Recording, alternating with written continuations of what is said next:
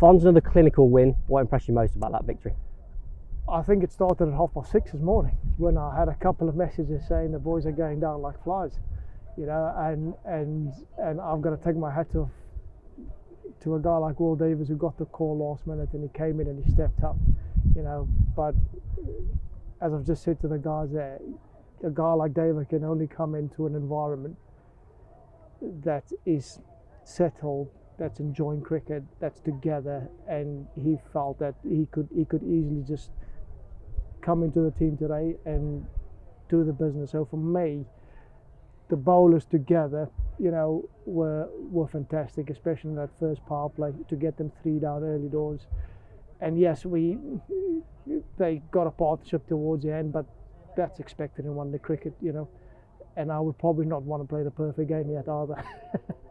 I asked Vian about that, talking about the team culture at the minute and just everyone coming in, everyone contributing from 1 to 11 and those guys slotting in seamlessly. How impressive is that for you?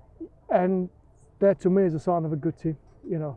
That to me is a sign of a good team where we're not just dependent on one person, you know. And if you look over the 8 games, everybody is at some point has definitely chipped in. And as I said today, Dave has come in today, you know, he's at a club game yesterday and he's answered the call and he certainly did not disgrace himself. If we look at where we were with the bat, another fantastic chase led by Peter Hanscom, who measured it so, and Vian Mulder as well. How impressive was that partnership? Yeah, and those guys are just my go-to guys, you know, and just to try and steer the ship home for us. Their experience playing at the highest level, you know, it's just fantastic for this team.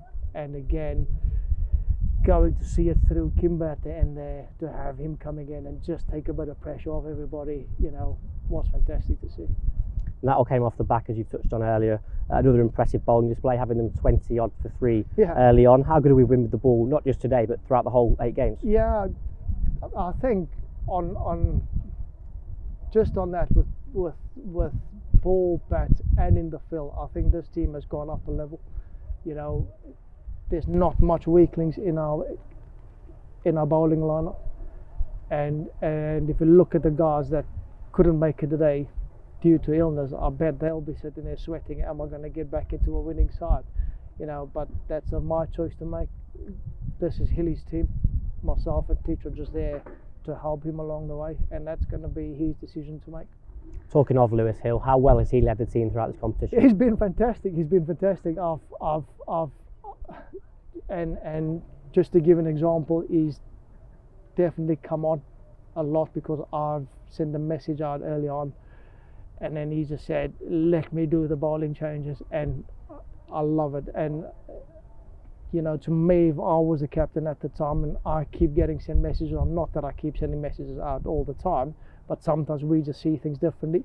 But at the same time, as a coach, you need to allow your captain to go with his gut on the field at the time, and we're quite happy to do that. But he's been fantastic. Is that a difference you've seen this year in terms of the experience and the guys sort of policing themselves a little bit more? Yeah, I think that's the kind of environment that myself and James wanted to give the guys, you know, and I think we have certainly given them a lot of ownership. It is their space, it's their office. You guys tell us what you need, and we will be more than happy to facilitate you. And they have dealt with all of it fantastically well.